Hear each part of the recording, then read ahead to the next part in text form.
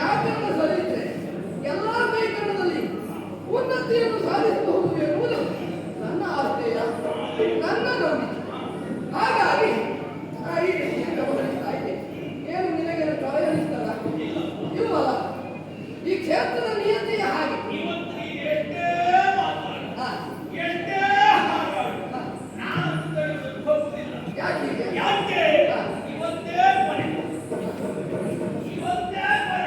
ನಿನ್ನ ಮಾತಿನ ಒಳ ಅರ್ಥ ನನಗೆ ಅರ್ಥವಾಗಿಲ್ಲ.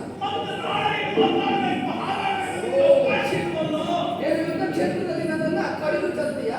ಇದು ನನ್ನ ಕೊನೆಯ ಪ್ರವಚನ ಎಂಬುದಾಗಿ ನೀನು ಭಾವಿಸಿ ಕ್ಷೇತ್ರದಲ್ಲಿ ನೋಡು, ಆಲೋಚನೆ ತಪ್ಪಾಗಿದೆ. ನಾವು ಈ ಕ್ಷೇತ್ರವನ್ನು ಅತೀವವಾಗಿ ಗೌರವಿಸಿದ್ದವು. ಈ ಕ್ಷೇತ್ರದ ಅಸ್ಮಿತೆಯ ಕುರಿತಾಗಿ ಮಹತ್ತರವಾದಂತಹ ಗೌರವಾದರವನ್ನು ಇರಿಸಿಕೊಂಡವು. ಆದರೆ ಈ ಕ್ಷೇತ್ರದಲ್ಲಿ ನಿಕ್ಷಿಪ್ತವಾದಂತಹ ಮಹೋನ್ನತಿಯ ಚೇತನ ಪುಂಜ ಈ ಅವನಿಯ ಎಲ್ಲ ಕಡೆಗಳನ್ನು ಪಸರಿಸಿದೆ. ಅಲ್ಲಿಯೂ ಕೂಡ ನಾನು ಸೇವೆಯನ್ನು ಮಾಡ್ತೇನೆ ಎನ್ನುವಂತಹ ಭರವಸೆ ನನ್ನದು. ಯಾವಾಗಲೂ ಈ ಪೀಠವನ್ನು ನೆಚ್ಚಿಕೊಂಡು ಬಾಳುವೆಯನ್ನು ಸಾಗಿಸಿದವನಲ್ಲ. ಎಲ್ಲಿದ್ದರೂ ನನಗೆ ಮಿಲಿತವಾದಂತಹ ಛಾತ್ರ ಸ್ವಧರ್ಮವನ್ನು ಆಧರಿಸಿ ಕಾಲಕ್ಷೇಪವನ್ನು ಮಾಡುವುದಾದ ವರ್ಗದೆಲ್ಲ ಬರಲಿ, ಪರಮೇಶ್ವರಿಯ ದಯೆ ಹೊಂದಿರಲಿ, ಜನದಿ ಕಾಯುಗಳು ಎನ್ನುವಂತಹ ವಿಚಾರ ಸುದ್ದಿಯಲ್ಲಿ ಮಹತ್ತರವಾದ ನಂಬಿಕೆಯನ್ನಿರಿಸಿ ಈ ಜನ ಯಾವಾಗಲೂ ಇರ್ತದೆ. ಆದರೂ ಬಂದೊಡನೆಗೆ ನಿನ್ನ ಸಮರವಾಗಬೇಕೆನ್ನುವುದನ್ನು ಮೆಚ್ಚಬೇಕು ಎಂಬುದಾಗಿ ಯಾಕೆ ಹೇಳಿದ್ದು? ನವನೀತವಾದಂತಹ ತಂತ್ರಜ್ಞಾನಗಳನ್ನು ನಿನ್ನ ಸೇನಾ ಸಂಯೋಜನೆಯನ್ನು ಆಧುನಿಕತೆಯ ವಿಭಾಗದಲ್ಲಾಗಲಿ ಸ್ವಲ್ಪ ವಿಜ್ಞಾನವನ್ನಾಧರಿಸಿ ತಂತ್ರಜ್ಞಾನದ ವಿಚಾರ ಸುದ್ದಿಯನ್ನು ಪರಾಮರ್ಶಿಸಿ ಹೇಳುವುದಾದರೆ ಹಲವಷ್ಟು ಬೆಳವಣಿಗೆಯಲ್ಲಿ ಹೊಂದಿದೆಯ. ಲೋಹದ ಹಕ್ಕಿಗಳನ್ನು ನಾನು ಕಾಣ್ತಾ ಇದ್ದೇನೆ. ಹಲವು ರೀತಿಯ ಲೋಹಮಯವಾದ ಉಪಕರಣಗಳು ಒಮ್ಮಿಗೊಮ್ಮೆ ಬೆಂಕಿಯನ್ನು ಉಗುಳುತ್ತಾ ಈ ಕಡೆಯಿಂದ ಆ ಕಡೆಗೆ ಹಾರಾಡ್ತಾ ಎಲ್ಲ ಕೃತಕೀಯವಾದಂತಹ ಶೌರ್ಯ ಸಾಮರ್ಥ್ಯಗಳು. ಒಂದು ಮಾತನ್ನು ಹೇಳ್ತೇನೆ,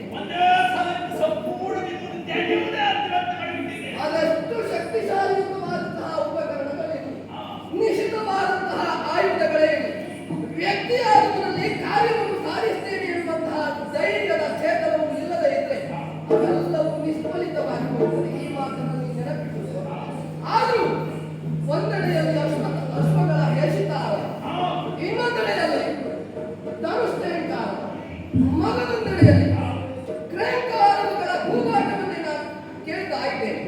ವಿವಿಧ ರೀತಿಯ ರವಗುಟ್ಟುವಿಕೆಗಳನ್ನು ಸಮ್ಮೇಳಿಸಿಕೊಂಡು ಆ ನಮ್ಮ ರಾವಣನಂದಲ್ಲಿ ವಿಶ್ರಮಿಸ್ತಾ ಇದ್ದೇನೆ. ನೀವೇನೇ ಹಾರಾಟವನ್ನು ಮಾಡಿ ನಿನ್ನ ಬಾಳುವಿಗೆ ವಿಧಾನವನ್ನು ಹೇಗೆ ಸಾರಬೇಕು ಎನ್ನುವುದು ನನಗೆ ಗೊತ್ತು. ಕಾರಣ ಇದುವರೆಗೂ ಅದೆಷ್ಟೋ ಯುದ್ಧ ಪ್ರಕ್ರಿಯೆಯಲ್ಲಿ ನಾ ಏಕಮೇವ ಅದ್ವಿತೀಯನಾಗಿ ಬರೆದ ಶತ ಸಂಗತಿಗಳನ್ನು ಜಯಿಸಿದಂತಹ ಕೀರ್ತಿ ವಿಶೇಷತೆಯನ್ನು ನನ್ನನ್ನು ಅವಲಂಬಿಸಿಕೊಂಡು ಬಂದಿದೆ.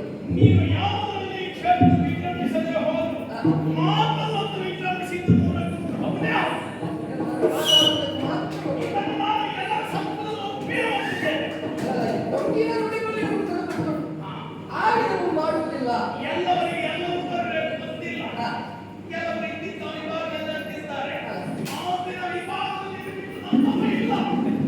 ಇನ್ನು ಈ ನುಡಿಗಳೆಲ್ಲ ಪುರಸ್ಕರಿಸುತ್ತೇನೆ. ಯಾವ ಕಾಲದಲ್ಲಿ ಇದ್ದುವಂದ್ರೆ ನನಗೆ ಕೆಲಸ ಮಾಡುವುದು ಬರುತ್ತಿಲ್ಲ ಅಂತ ಇನ್ನೇ ಅಲ್ಲಿಗಲ್ಲ. ನೋಡು, ಈ ಕ್ಷೇತ್ರದಲ್ಲಿ ಕ್ಷಮತೆಯನ್ನು ನಿಲ್ಲಿಸಿಕೊಂಡವ, ಅಮಿತವಾದಂತಹ ಶ್ರಮದಾನವನ್ನು ವಹಿಸಿದವ, ಇಂತಹ ನಾಳೆ ಅದು ಸರ್ವಾಂಗಗಳಲ್ಲಿ ಬರುವ ಶ್ರೇಷ್ಠತೆಯನ್ನು ಸಾಧಿಸ್ತಾರೆ. ಆ ವಿಷಯಕವಾಗಿ ನೀನು ಅದನ್ನು ಸಮೀಕರಿಸುವ ಹಾಗಿಲ್ಲ.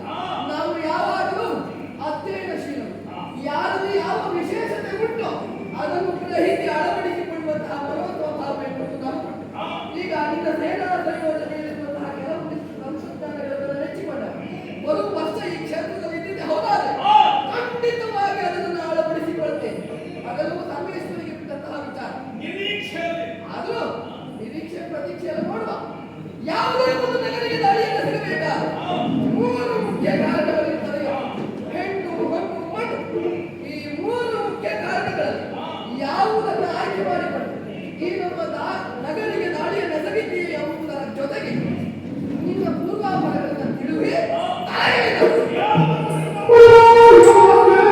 ಏನು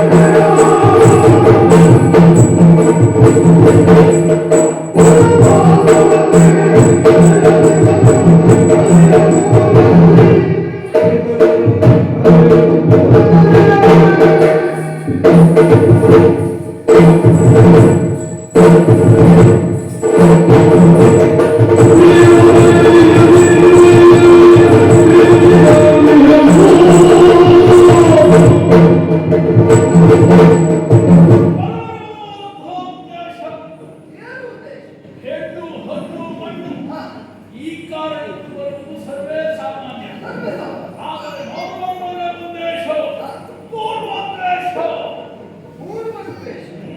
ಹಾ, ಈ ಹಿಂದೆ ಬಳಿತವನ್ನು ಆಡಿ ಮಾಡುತ್ತಾ ಇದ್ದವರನ್ನ ತಂದೆ ಕುಂಭದಾನ. ಕುಂಭದಾನ. ಅಂತಹ ಮಹಾಸಮಂತರಿಸಿಕೊಂಡಂತಹ ಕುಂಭದಾನವರನ್ನ ರಣಕ್ಷೇತ್ರದಲ್ಲಿ ಕೊಂದುಕೊಂಡರು. ನಿನ್ನ ತಂದೆಯವರಂತಹ ಭದ್ರಸೇನ ಆ ಸೀಡನ್ನು ಸೇಡನ್ನು ತೀರಿಸಿಕೊಳ್ಳುವ ಉದ್ದೇಶವನ್ನು ಮತ್ತೆ ಇಲ್ಲಿವರೆಗೆ ಬೆಳೆಯುತ್ತಾ ಎಂದು ಯಾರು ಮಾಡಬಾರದು. ಹಾ, ಯಾರು ಬಿಡು? ಸಂಪೂರ್ಣ ಸಂಪತ್ತು ನಮ್ಮದೇ. ಹೌದು. ನನ್ನ ಅಪ್ಪನ ಬಂದು ಸಂಪೂರ್ಣ ಸಂಪತ್ತನ್ನು ಸೂರ್ಯಗಾಯಿ ನಿಮ್ಮ ಪುತ್ರನ ಸೇರಿದ ಪುತ್ರ ಸೇರಿದ್ದಾನೆ.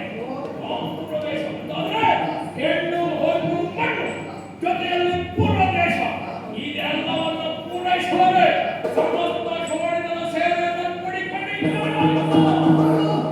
ನಿನ್ನ ಪೂರ್ವಾರ್ಧಕ್ಕೂ ಉತ್ತರಾರ್ಧಕ್ಕೂ ಯಾವುದೇ ಸಂಬಂಧ ಇರುವುದಿಲ್ಲ. ಯಾಕೆ ಸಂಬಂಧ ಇಲ್ಲ? ಹಾಗಾಗಿ ವಿಚಾರವೇನೋ ಆಡಿದೆಯ, ಆದರೆ ಪರಿಪೂರ್ಣವಾದಂತಹ ವಿಚಾರ ಶಕ್ತಿಯನ್ನು ಮುಗಿಸುವುದಿಲ್ಲ. ಯಾವುದು? ಕಾರಣ ಹಾ. ನಿನ್ನ ತಂದೆಗಳಿಗೆ ದಿಗ್ವಿಜಯ ಆಗಿ ಬಂದವ. ನಾವೇನು ನಿಮ್ಮನ್ನ ಮುಗಿಸಿರುವುದಲ್ಲ, ಕಾಲು ಕೆರೆದು ಹಾ. ಕುಕ್ಕುಟ ಲೋಪಾದ್ಯ. ಹಾ. ಈಗ ಸುಮ್ಮನೆ ಕುಕ್ಕುವುದಕ್ಕೆ ಬಂದ ಕುಕ್ಕುಟವನ್ನು ಊರೇ ಹಾ. ಅದರ ಪಕ್ಕದ ಮುರಿದು ಅಕ್ಕಿನ ಕೋಣೆಯನ್ನು ಹಿಸುಕಿ ಬಂದೆವು. ಹಾ. ಹಾಗೆ ನನ್ನಲ್ಲಿ ಅಹಂಭಾವವನ್ನು ಇರಿಸಿಕೊಂಡು ಬಂದಿರುವಂತಹ ನಿನ್ನ ತಂದೆಯಾದಂತಹ ಕುಮಾರನನ್ನು ಹಾ. ನನ್ನ ತೀರ್ಥರೂಪರಾಗಿರುವಂತಹ ಭದ್ರಸೇನರು ಕಡಿದು ಕಲಿತಾರೆ. ಮಾತ್ರವಲ್ಲ, ಶಿಷ್ಟಾಚಾರವನ್ನು ಆಧರಿಸಿ ಗೆದ್ದವ ಎಲ್ಲ ಸಿರಿ ಸಂಪತ್ತಿಗಳನ್ನು ಕ್ರೋಢೀಕರಿಸಿಕೊಳ್ಳಬೇಕು. ಅದನ್ನು ಆಧರಿಸಿ ಎಲ್ಲವನ್ನು ನಮ್ಮ ಭಂಡಾರಕ್ಕೆ ನಾವು ಸೇರಿಸಿಕೊಂಡೆವು. ಆದರೆ ನಿಮ್ಮ ನಗರಿಯನ್ನು ನಾವು ಹಾಳು ಮಾಡಲಿಲ್ಲ. ಅದನ್ನು ನೀ ಅರ್ಥವಿಸು. ನಿನ್ನ ಸಂಸ್ಕೃತಿಗೂ ನಮ್ಮ ಸಂಸ್ಕೃತಿಗೂ ನಾವು ಕೆಲವರು ನಮ್ಮಲ್ಲಿ ಸಂಪತ್ತನ್ನು ವಂಚಿಸಿದರೆ ನಮ್ಮ ವರ್ತಮಾನ ಸಿಕ್ಕಿದೆ. ನಮ್ಮ ಗೆದ್ದುದು ನಮಗೆ ಅಲ್ಲ. ನಾವು ಯುದ್ಧ ಮಾಡಿದ ಕಾರಣದಿಂದಾಗಿ ಹಲವಷ್ಟು ನಷ್ಟಗಳನ್ನು ಅನುಭವಿಸಬೇಕಾಯಿತು. ಅಂದ್ರೆ ಹಲವಷ್ಟು ಸೇವೆಗಳನ್ನ, ಆಯುಧೋಪಕರಣಗಳನ್ನ ನಾವು ಕಳೆದುಕೊಳ್ಬೇಕಾಯಿತು. ಅವುಗಳನ್ನು ಪುನಃ ಹೊಂದಬೇಕಾದ್ರೆ ಬಿತ್ತಬೇಕು. ಬಿತ್ತ ಎತ್ತ ಉಂಟು ಎನ್ನುವುದಾಗಿ ಚಿತ್ತಮಿಸಿದಾಗ ಖಂಡಿತ ನಿಮ್ಮ ಬಂಗಾರ. ಹಾಗಾಗಿ ನನ್ನಪ್ಪ ಕುಕ್ಕುಟದ ಒಬ್ಬದಲ್ಲಿ ಬಂದಿರಬಹುದು. ಆದರೆ ಈಗ ಬಂದವ ಮೃಗರಾಜ ಸಿಂಹದಲ್ಲಿ ಬಂದವ. ನುಗ್ಗುವ ಸಿಂಹಕ್ಕೆ ಓರಿಬರೆಯುವಂತಹ ಭೇದ ಇಲ್ಲ. ಮುನ್ನುಗ್ಗುವುದೇ ಎದೆ ಸೀಳುವುದೇ. ಇಷ್ಟು ಹತ್ತಿರ ಪರ್ಯಂತರವಾಗಿ ನಾವು ಸಾವಧಾನವಿದ್ದಿದ್ದೆ.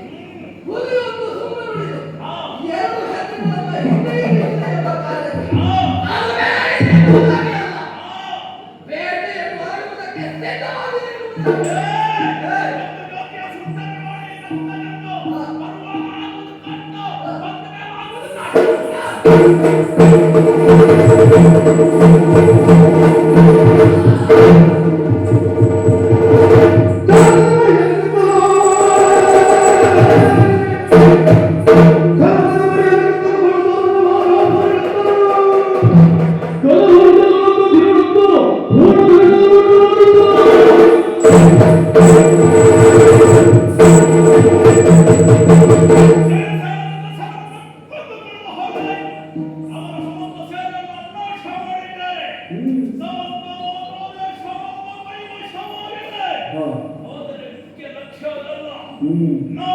ಸೂಚಿಸಿದ್ದಾರೆ.